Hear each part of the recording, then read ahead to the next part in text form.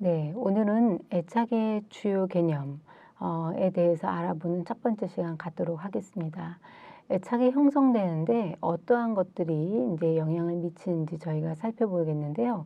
특별히 애착 이론을 우리가 애착이라는 어떤 관계의 특성을 이해하는데 필수적인 부분들, 필수적인 어떤 개념들을 먼저 정리하고 가는 시간을 갖도록 하겠습니다. 이 시간에 이제 첫 번째 살펴보는 개념이 애착 체계입니다. 애착 체계가 있고 반대의 개념으로 탐색 체계가 있죠. 예. 탐색 체계와 애착 체계가 이렇게 활성화되는 시간이 좀 다릅니다. 애착 체계 같은 경우에는 엄마와 영아의 자기 조율 방식, 상호 관계 체계에 이제 이렇게 보울비 같은 경우에 관심이 많이 있었는데 애착 체계는 부모가 보이는 어떤 보충적 기능의 양육자 체계와 아이의 조율 체계가 서로 상호작용하는 그런 어떤 상황이라고 볼 수 있겠습니다. 자, 보충적 기능. 다시 말해서 엄마와 아이 사이의 애착 관계는 폭넓은 대인 관계의 그냥 한 부분이죠. 부모가 아이의 필요를 완전히 해결해주는 그냥 완전히 그 품 안에 아이 시기가 있지만 아이가 어느 정도 이제 운동 능력이 형성되고 그리고 엄마의 품을 떠나서 배드 짚기도 하고 또 기어다니기도 하고 심지어는 무언가를 잡고 일어나기도 하고 이렇게 할 때 아이는 엄마에게만 관심을 가는 게 아니라 이제 주변에 자기의 또래들이라든지 아니면 다른 성인, 다른 대상에 대해서 관심을 넓혀가게 됩니다. 그래서 부모-자녀 관계와는 분명히 다른 어떤 뭔가 이제 관계에 자기만의 스타일들을 만들어가게 되는데요. 여러 대인 관계가 아기한테는 있죠. 근데 부모-자녀 관계를 보는 것도 있지만 특별한 타인으로서의 부모, 또 영아 입장에서는 그와 분리될 때 생존 자체가 불가능하게 느껴질 정도로 굉장히 위험하게 느낄 수 있잖아요. 우리가 여기서 말하는 어떤 엄마와 아이의 관계의 어떤 중요성을 한 가지 다시 한번 설명을 하자면 아기라는 한 대상은 또래, 이웃의 또래, 우리 집에 자주 놀러 오는 뭐 위층의 누구누구, 그다음에 우리 집에 자주 와서 나를 즐겁게 해주는 우리 외할머니, 친할머니, 그리고 이모도 있고요. 또 고모도 있고요. 그리고 아빠도 있고, 그리고 나의 형제도 있고, 또 엄마도 있습니다.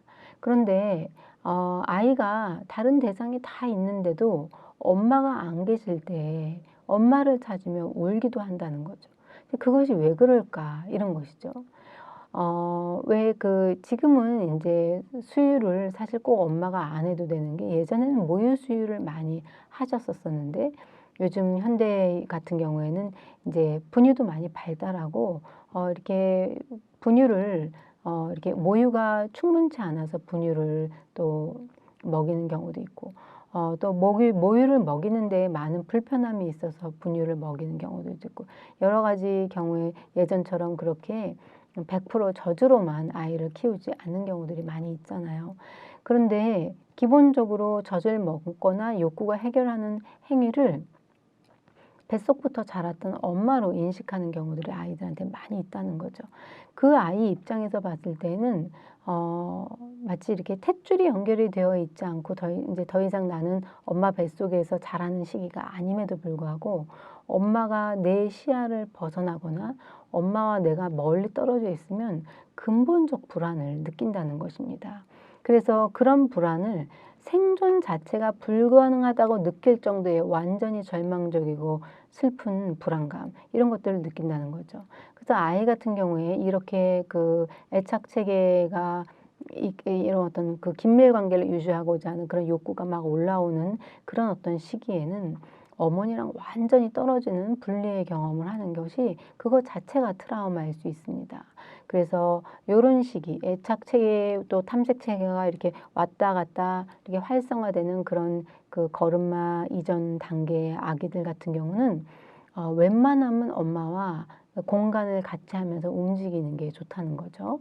아니면 떨어졌다 다시 만나도 굉장히 규칙적으로 떨어졌다 만나는 것이 좋고, 그리고 분리가 되는 상황에 있어도 목소리로 컨택을 한다든지 얼굴을 보여줄 수 있는 뭐 영상 통화를 한다든지 해서 그 존재가 어딘가에 존재하고 있고 나와 소통을 할 수 있고 내가 그 사람의 목소리를 들을 수 있다는 어떤 안정감을 취할 수 있는 어떤 포인트를 계속해서 두면서 분리가 되는 게 좋다는 거죠. 제가 이렇게 상담을 하다 보면 애가 뭐를 알겠어 이렇게 생각을 하시면서, 아기 그 예전에 왜 2시간 간격으로 젖 먹고 아기가 이렇게 잠자고 갓난아기들이 그러잖아요. 이렇게 자고 먹고 하는 그런 시기에 얘가 한번 자면 1시간 이상은 자니까 이렇게 생각하고 이제 바로 앞에 있는 대형 마트에 문방 그 뭔가 이렇게 학용품, 학교에서 같이 사오라고 하는 큰아이 학용품 사러 잠깐 갔다가 간 김에 또 뭐 저녁거리 할 만한 장도 보게 되고 이렇게 하다 보니까 1시간 훌쩍 넘어서 들어오게 되는 거예요. 그랬더니 아파트가 떠내려가도록 아기가 울고 있어요. 벌써 아이가 잠에서 깨서 뭔가 집에서 인기척이 안 나니까 이런 어떤 그 생존 자체가 불가능하게 느껴진 그 절망적인 심정으로 엄마가 없다는 걸 막 이렇게 느끼면서 불안해서 울게 되는 거죠. 여러분이 여러분의 관점으로 그 장면을 본다면 뭐 나는 내가 물론 1시간 안에 오려고 했지만 장 좀 보고 오느라고 1시간 40분 만에 왔어. 그렇지만 이 아이가 깨서 뭐 울긴 했는데 그게 이렇게 어디에 부딪힌 것도 아니고 뭐 뇌가 손상된 것도 아니고 이렇게 불구가 된 것도 아니고 이렇게 잘 달래면 되겠지. 엄마 여기 있어. 그리고 달래면 되겠지라고 생각할 수 있잖아요. 근데 이것이 이렇게 5, 6세 아이도 아니고 이렇게 갓난아기인 경우에는 그것으로 인한 아주 그 깊은 불안감이 형성될 수 있기 때문에 그게 그렇게 좋은 장면은 아니라는 것입니다. 그래서 절대로 아이를 재워놓고 마트에 가지 마세요. 그것이 뭐 집안에 위험 상황이 발생, 가스 누출이라든지 이런 어떤 위험 상황이 발생하기 때문이 아니라 심리적으로 우리가 알지 못하는 위험 상황이 발생할 수 있기 때문에 그런 걸 안 하는 게 좋습니다. 이런 이야기를 하는데 그래서 우리가 하지 말아야 되는 게, 자고 있으면 우리는 방치해도 되겠지. 뭐 일단은 그게 분유지만 분유를 타서 줬으니까 입에 넣어줬으니까 내가 뭐 젖을 먹는 동안 딴 거를 해도 되겠지, 자는 동안 딴 거를 해도 되겠지 이렇게 생각하는 거는 이게 좋지가 않다는 거죠. 이 아이가 이제 깨었을 때, 그리고 젖을 먹는 동안에 젖을 먹여주는 사람과 이렇게 눈으로 무언의 상호작용을 하는 것이 애착을, 정서적인 끈을 형성해 가는데 굉장히 중요한 부분이라는 것을 여러분이 아실 필요가 있겠습니다. 영아는 불편함을 느낄 때 이 애착재계를 활성화시킵니다. 완전히 갓난아기 같은 경우는 엄마가 나를 놓기만 해도 울죠. 근데 이제 이것이 어느 정도 지나고 운동 능력이 생기면 오히려 안 놓고 붙잡고 있으면 애가 떼를 씁니다. 좀 놓으라고. 그리고 자기가 뭐 직접 뭔가를 만져보고 싶고 직접 가서 그거를 좀 이렇게 확인하고 싶고 이래서 이런 호기심과 관심의 폭이 넓어지면서 운동 능력의 신장과 함께 이런 어떤 관찰과 경험의 장도 막 확장이 되는 그런 시기가 있죠. 근데 그렇게 하다 보면 아이가 이렇게 막 탐색을 하다 보면 어딘가에 부딪히는 때도 있고 내가 하고자 하는 대로 안 될 때도, 이게 또 이때 많이 다칩니다. 기어다니면서 아무거나 잡아당기고 아무거나 쑤셔넣고 이제 이렇게 하게 되죠. 아이가 그럴 때, 아프고 고통스러울 때든 놀랄 때, 이럴 때 엄마를 찾게 됩니다. 불안함을 느낄 때 아기는 엄마와 가까워져서 안정감을 다시 되찾으려고 하는 그런 특징이 있죠. 자, 어떨 때 애가 불안함을 느낄까요? 낯선 상황이나 낯선 사람을 만날 때, 이럴 때 불안함을 느끼죠. 신체적인 고통을 느낄 때, 예를 들어서 이렇게 뭐 제가 아까 잘 다친다고 했는데 뭘 잡아당겼어요? 식탁볼을 잡아당기거나 아니면 테이블볼을 잡아당겼더니 테이블 위에 있던 게 그대로 그냥 아이 머리 위로, 몸 위로 떨어져 버렸어요. 그래서 머리에 부딪혔어요. 내가 뭔가에 맞았어요. 놀랬고 아팠어요. 그래서 뭔가 고통을 느껴서 그런 것들을 이제 호소할 때 뭔가 두리번 눈으로는 엄마를 찾으면서 이 아이는 막 울죠. 신체적인 고통을 느낄 때, 다쳤을 때, 부딪혔을 때 울면서 부지런히 엄마를 이렇게 찾게 됩니다. 그리고 위협이나 두려움을 주는 상황 가운데 예를 들어서 어떤 게 두려울까요? 아이가 분명히 깜깜한 곳에서 태어났어요. 엄마 뱃속은 깜깜했죠. 근데 그런 어떤 깜깜한 장면 또는 아무도 없는 적막한 상황, 이런 상황 가운데 아이가 갑자기 두려운 마음이 훅 듭니다. 그러면서 엄마 어딨나 울면서 막 자기가 왔던 길을 다시 돌아가면서 굉장히 막 울고 찾고 그렇게 되죠. 이럴 때가 애착체계가 활성화될 때예요. 아이가 어딘가에서 울음소리가 나면 엄마 하던 일을 멈추고 막 뛰어갑니다. 그랬더니 아이가 문 쪽을 보면서 열심히 막 눈물 콧물 다 흘리고 울고 있어요. 그럴 때 엄마가 어떻게 하나요? 다시 안아주면서 엄마 놀랬어. 내지는 이제 그 상황에 막 다쳤어. 어디 막 이렇게 하면서 아이를 이렇게 다독이게 되죠. 그렇게 해서 이 아이가 다시 엄마 품 안에서 안정을 찾게 됩니다. 그렇게 되면 아이는 다시 이제 엄마와 만나고 그리고 불안한 마음들 다시 이렇게 해소하고 안정감이 생겼을 때 다시 엄마 무릎을 벗어나서 무언가를 이렇게 탐색할 수 있는 그런 어떤 여유를 갖게 되죠. 애착 체계가 활성화될 때는 아이가 불안감을 느낄 때고, 애착 체계가 활성화된다는 것은 뭘 의미하는 거예요? 엄마 가까이 와. 어디 가지 마. 여기 있어. 뭐 이런 거에 해당되는 영악이 그 언어라고 보시면 되겠습니다. 그래서 아이가 어떤 방식이든 엄마를 자기 바로 옆에 두기 위한 어떤 액션을 취하죠. 주로 많이 울죠. 예, 그래 울음으로 엄마를 부르게 됩니다. 울며 엄마를 찾아 어디론가 기어가거나 걸어가거나 하게 되죠. 엄마가 자주 있는 장소를 찾아가거나 이렇게 할 수 있습니다. 그래서 엄마와 만나게 된 영화는 불안감을 느꼈던 상황으로부터 위로를 엄마를 통해서 안정감을 찾고 위로와 보호를 받게 되면서 안정감을 회복하게 되는 것입니다. 보울비가 설명하는 애착 체계는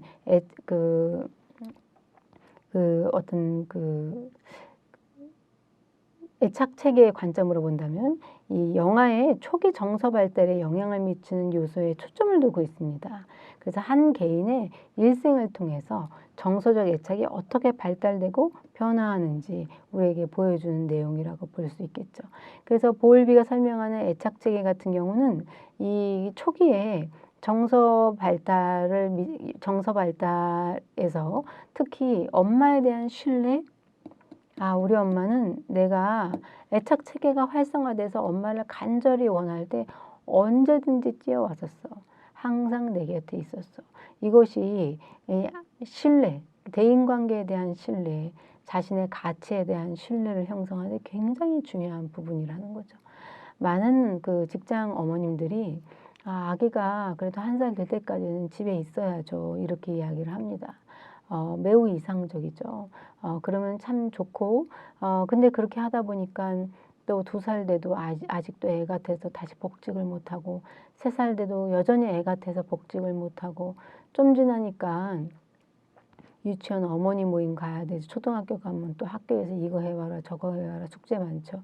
그러면서 참 얼마나 우리가 독해야 나도 이렇게 뭔가 워킹맘이 될 수 있을까. 이제 이런 것들을 난 도저히 마음이 독하지 못해가지고 못하겠어. 이렇게 이야기하는 분들도 있는데 때를 놓치는 경우도 있고요.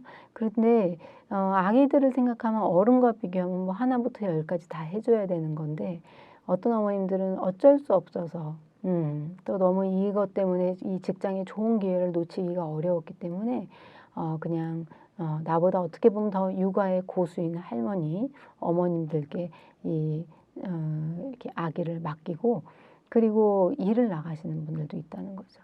이분들이 이제 애착을 형성하기 위해서 애를 데리고 밤에 잠을 잡니다. 그래서 애를 나는 재워주는 거 말고는 아이랑 함께 할 시간이 없었기 때문에 계속 재워주고 이렇게 하다 보니까 나이가 막 많이 아이가 크게 됐어요. 그래서 이게 막 아이 나이가 한 5, 6세가 됐는데도 계속 아이랑 같이 자고 이러다 보면 아이를 키우는데 특히 애착을 형성하겠다고 밤에 같이 잘 자는 사이에 이 남편과는 점점 거리가 생기게 되고 또 남편은 컴퓨터방, 뭐 책방 이런 데를 전전하면서 안방은 아이와 엄마의 차지가 되고 아빠는 건너방이나 거실에서 자게 되는 이런 문제가 생긴다는 거죠. 그래서 사실은 그 심리적인 안방, 그러니까 성인의 공간이라는 것은 굉장히 중요한 것인데 한국의 많은 가정들이 육아를 건강하게 하겠다는 그런 것들 때문에 부부관계를 너무 소홀히 하고 또 부부관계를 너무 소홀히 하다 보니까 어떤 혼 외의 관계 아니면 이런 불륜이라든지 이런 식의 또 사회적인 문제들이 많이 발생하게 되는 문제를 보이게 된다는 것이죠.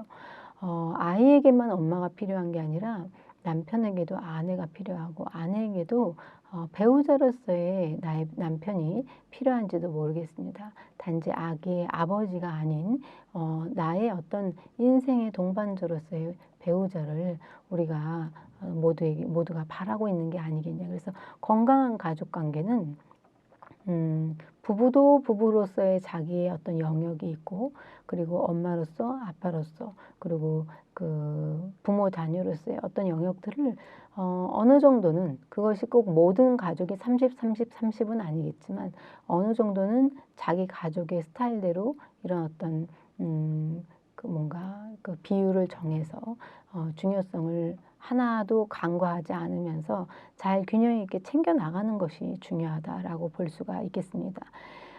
그래서 이렇게 초기에 어디선가 누군가가 이렇게 부르면 나타나서 자신의 어떤 욕구를 해결해 줄 수 있는 전능자와 같은 그런 어머니, 이런 것들을 경험하는 그것이 초기 애착 관계를 아주 든든하게 세워나가는데 굉장히 중요한 부분이라는 걸 우리가 보면 되겠고요. 요거의 반대 개념이 이제 탐색 체계인데 충분히 어머니로부터 안정감을 취한 아이는 안정기지인 어머니를 이제 떠나는 거에 대한 분리에 대한 불안감이 없이 분리를 과감하게 행동화시킬 수가 있습니다. 그게 바로 탐색 체계라고 볼 수 있겠죠. 영아가 두려움 없이 어머니로부터 떨어져 나와서 환경을 적절히 탐색할 수 있다면 근데 엄마와 함께하는 시간도 즐거워하고 떨어져서도 얼마든지 이제 자기 활동을 충분히 안정감 있게 할 수 있다면 이 아이는 엄마를 굉장히 잘 신뢰하고 있는 아이라고 이야기할 수 있겠습니다. 엄마랑 조금이라도 분리가 되거나 떨어져 있을 때 위협감을 느끼거나 위험을 느껴서 울고 찾고 한다면 뭔가 이 탐색 체계는 이렇게 활성화될 시기를 못 찾게 되겠죠. 갓난 아기가 위험을 느낄 때 엄마가 유용하고 반응적이면서 영아가 좀 더 멀리 어머니와 떨어져 있어서 슬프거나 괴롭지 않을 수 있습니다. 다시 말해서 엄마가 함께 있을 때 충분한 안정감을 제공해주는 엄마였다면 그런 안정감을 형성한 아이일수록 깔끔하게 엄마랑 떨어지는 시기를 가질 수 있다는 거죠. 그래서 왜 그 애증관계라고 그랬죠. 징징거리면서 계속 미련을 못 버리고 그 대상을 쫓아다니면서 울고 떼쓰고 하는 아이를 볼 때는 엄마가 생물학적으로는 본능적으로 엄마가 필요한데 엄마를 만났을 때 욕구가 깔끔하게 해결이 안 됐구나. 그래서 뭔가 이렇게 뒤끝이 있게 계속 엄마를 쫓아다니면서 징징거리고 자기 욕구를 호소하고 있구나. 이런 것들을 보게 된다는 거죠. 근데 엄마가 센스가 있고 아이의 그 간단한 어떤 사인도 빨리빨리 캐치해서 그 욕구를 잘 만족스럽게 해결을 해주면 아이 같은 경우에는 이제 만족해. 마치 음식으로 치면 이제 배불러. 맛있어. 그렇게 해서 그 다음 그 식탁 음식에 연연하지 않고 자기의 뭔가 흥미로운 활동으로 장면을 이동시킬 수 있게 되는 것과 마찬가지라고 볼 수 있겠습니다. 그래서 어머니는 영아가 운동 능력이 발달함에 따라 보이는 어떤 탐색, 다시 말해서 뭐 기어다니는 거, 걸어다니는 게 가능해졌을 때 아이들이 탐색하고 싶고 뭔가 만져보고 싶고 잡고 올라가고 싶고 이런 어떤 모험의 욕구를 충족시켜줘야 돼요. 거기 올라가지 마, 그거 하지 마, 만지지 마, 아이고 위험해 이렇게 하기보다는 위험한 걸 최대한 치워가면서 이 아이가 하고 싶어 하는 거를 할 수 있도록 허용하고 안전하게 할 수 있도록 도와주고, 이런 어머니의 탐색 체계를 도와주는 이런 활동적 어머니의 모습을 보여주는 건 매우 바람직하다고 볼 수 있겠습니다. 영화가 탐색하는 동안에 어머니는 안전기주로서 아이가 접근 가능한 일정 영역 안에 머물면서 아이의 그 탐색을 보는 거죠. 잘 놀고 있지? 그리고는 그냥 다른 장면으로 이동해서 어머니 할 일을 하는 게 아니라 아이가 잘 놀고 있는지를 보면서 위험할 것 같다 그러면 뛰어가고 사인을 주고, 이렇게 해서 아이를 계속 안전하게 이런 안전한 제한 설정 안에서 놀고 탐색할 수 있도록 성공적인 탐색을 지지해주는 어머니의 조력이 필요하다고 볼 수 있겠습니다. 탐색이 끝난 후에 아이는 충분히 또 놀고 나면 엄마와 재결합을 원합니다. 아기는 어머니로부터 정서적으로 수용받고 있음을 느낄 수 있고 그 안에서 다시 한번 휴식을 취할 수 있어야 됩니다.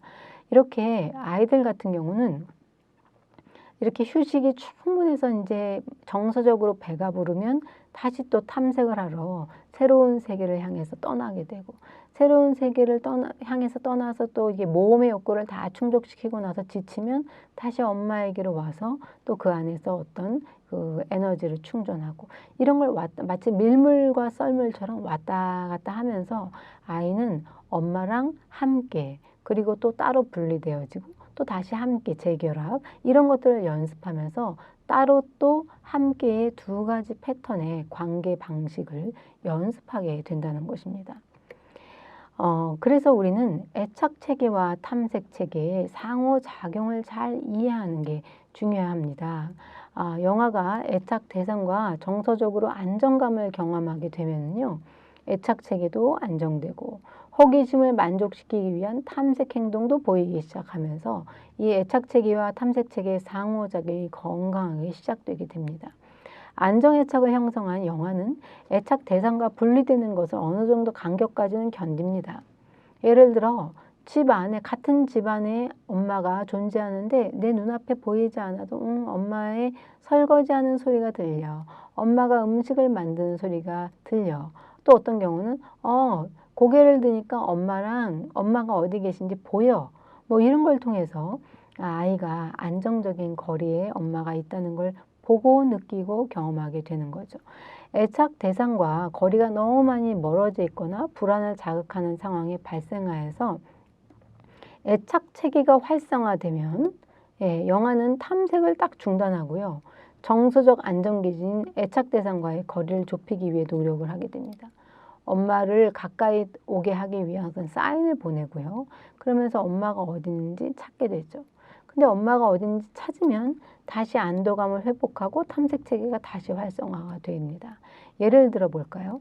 아이가 이제 공놀이, 딸랑이 뭐 이런 걸로 재미있는 놀이들을 할 수 있는 그런 아이가 되었어요. 엄마 아빠가 항상 나와 놀아줄 때 놀던 그런 영화기적 장난감을 가지고 지금 뭔가 입으로도 탐색해보고 재미있게 놀고 있어요. 그래서 엄마가 아이가 잘 놀고 있으니까 잠깐 이제 아이 배고프겠지, 이제 좀 분유를 타가지고 와야겠다라고 해서 엄마는 먹을 걸 준비하러 거실 부엌으로 나갔어요. 그래서 부엌으로 나가서 그걸 준비하는 동안 이 아이는 방 안에서 열심히 놀이동을 갖고 놀다가 가만히 생각해 보니까 엄마가 안 보여요. 그래서 엄마를 찾아서 이제 뭔가 사인을 보내기 시작합니다. 둘러봅니다. 아무도 없어요. 그래서 엄마를 찾기 위해서 또 한 번 이제 이야기를 이렇게 이렇게 소리를 내봅니다. 근데도 우리 엄마가 아무 반응이 없어요. 그래서 아이가 웁니다. 울음소리가 좀 더 커지니까 엄마가 그제서야 알고 엄마 여기 있어, 울지 마 울지 마, 누구누구 착하지, 엄마 맛있는 거 해가지고 갈게. 근데 그것을 알아들었는지 아이가 우리 엄마 있구나 라고 느끼면서 안도감을 느낍니다. 그렇다면 탐색 체계가 잘 활성화되는 것이겠죠. 그렇게 되면 다시 놀잇감을 가지고 놀이를 할 수 있습니다. 근데 이 어머니가 분리수거하는 박스를 잠깐 1층에 버리러 갔는지 아무리 울고 떼를 써도 목소리 하나 들리지가 않아요. 그럼 아이가 더 불안감이 고조가 되면서 막 더 크게 울겠죠. 매우 울고 이렇게 불안해해서 괴로워할 것입니다.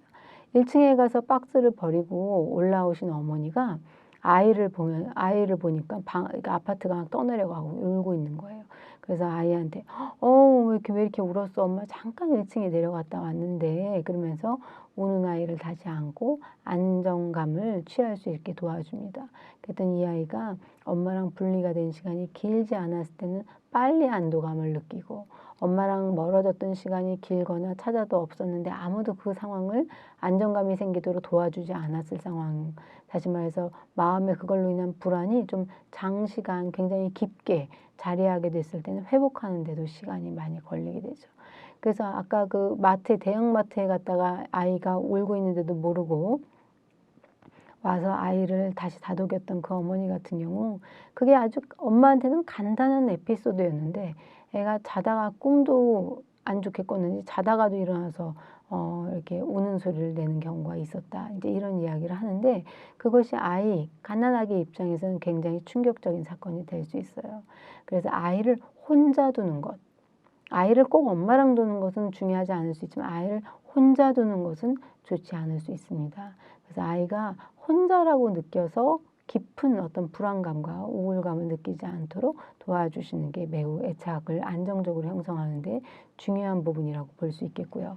그리고 애착 대상의 분리불안으로 인해서 영화와 지나치게 밀착되어 있을 때에는 영화가 탐색 욕구를 만족시킬 기회를 제공받지 못하기 때문에 욕구 좌절을 경험하는 경우도 있을 수가 있습니다. 그래서 모든 걸 엄마가 해주고 과잉 보호하고 이렇게 뭔가 이렇게 과잉 밀착하고 이렇게 했을 때 아이가 미성숙해지는 것이 바로 이런 탐색 욕구를 적절히 만족시킬 만한 이런 성장의 포인트를 찾지 못했기 때문에 그런다는 거죠. 그래서 애착 대상은 탐색과 모험으로 인한 위험에 대해서 앞서 불안해하거나 아이와 분리되는 거에 대해서 이렇게 아이가 나 없이 잘 놀고 있는 것 자체가 엄마가 상처가 되는 거죠. 거절감을 느끼는 거, 이건 건강한 모습이 아니라고 볼 수 있고 그런 경우에 오히려 아이가 분리불안을 일으키는 경우가 있습니다. 저희가 상담소에서 만나는 분리불안의 가정 같은 경우 좀 의외로 놀이를 하면서 엄마랑 아이가 분리가 되어져서 너무 첫 세션부터 잘 지내면 어머니가 와 치료가 빨리 되겠구나 기뻐하는 게 아니라 오히려 그럴 리가 없는데 나 없이도 잘 놀았다고요? 라고 생각하면서 어머니가 굉장히 뭐랄까요? 이런 섭섭함? 너 나 없이도 정말 괜찮아? 라고 느끼는 그 섭섭함을 느끼는 경우들이 있다는 거죠. 그것이 이제 어머니가 갖고 있는 어떤 건강하지 못한 이런 애착의 욕구 때문에 이런 어떤 아이와의 관계를 되게 좀 독특하게 형성하게 되는 문제가 생기는 겁니다. 그래서 엄마가 혹시 분리불안을 느끼는 게 아니냐, 아이가 분리불안을 경험하는 것보다 엄마가 아이를 자기 눈 밖에 조금도 둘 수 없는 탐색책에 대한 그런 어떤 잘못된 이해가 있는 게 아니냐 이런 것들을 파악하셔서 건강한 애착을 위해서 따로 또 같이 다시 말해서 애착체와 탐색책의 원활한 상호작용이 일어날 수 있도록 도와주는 게 무척 중요하다고 볼 수 있겠습니다. 이번 시간 이제 애착의 주요 개념 중에 애착을 건강하게 형성하는데 아주 필요한 양육자의 민감성 그리고 애착의 질에 대해서 잠깐 설명을 해보도록 하겠는데요. 안정 애착을 위해서는 애착 대상이 영아의 신호를 적절히 해석하고 민감하게 대처하는 게 매우 중요합니다. 아이의 신호가 뭘까요? 울음이죠. 아이의 울음에는 다양한 내용이 포함되어 있습니다. 아이가 웁니다. 근데 왜 우는지를 아는 사람과 모르는 사람, 민감하게 대처하는 사람과 알아듣고도 그것을 행동을 했는데 아이가 만족할 만한 수준으로 민감하게 대처가 안 되는 경우 애착의 질을 형성하는 데 굉장히 중요한 부분이라고 볼 수 있겠습니다. 부모가 민감하고 적절하게 아이의 욕구에 반응을 해서 이 부모라는 환경에 대해서 만족감과 신뢰감을 높여주는 그런 부모라면 그 부모를 우리 아이는 매우 좋아하게 되겠죠. 여러분의 욕구를 누구한테 사인을 보냈더니 이 사람이 여러분 마음에 이렇게 쏙 드는 걸 딱 해주면 그 사람을 좋아하게 됩니다. 이거를 이제 우리가 유용성이라 그러는데 그러니까 쓸모가 있으면 좋아하게 됩니다. 내가 뭔가 스스로 욕구 해결을 못하는데 사인을 보냈더니 어떤 특정 대상이 지속적으로 그거를 만족시키는데 마음에 쏙 들어요. 네, 쏙 들다. 그럴 때 이제 유용하다는 느낌을 받고 언제나 그는 내가 욕구를 표현했을 때 항상 가능한 빨리 그 욕구를 해결해 줬었어요. 이렇게 일관성 있게 계속 이런 어떤 욕구를 해결해 주면 그 사람에 대한 신뢰가 생깁니다. 그래서 유용성이 깊게 만족스러워 이걸 느끼게 되면 이제 굉장히 그 애착이 진하게 형성되고요. 예, 깊이 있는 애착을 형성할 수 있고, 저 사람은 항상 나에게 내 욕구에 반응했었어. 이런 신뢰가 형성되게 되면 되게 이렇게 단단하게 애착이 형성이 되는 거죠.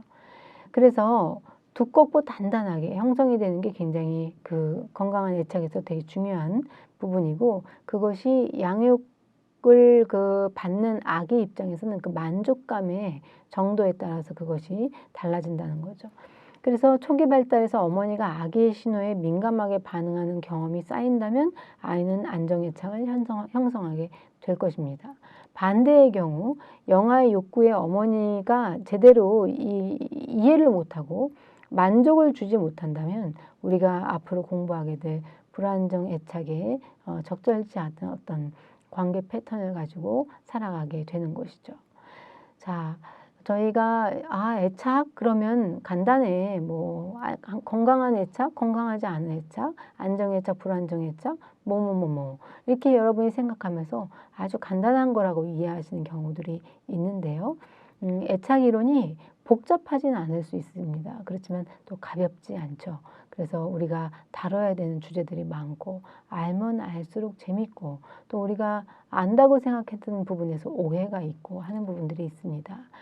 계속되어지는 강의를 통해서 여러분이 우리 아이랑 어떻게 건강하게 관계를 형성할 수 있을까? 네, 이런 것들을 좀 생각해 볼 수 있는 시간을 가지면 좋겠습니다.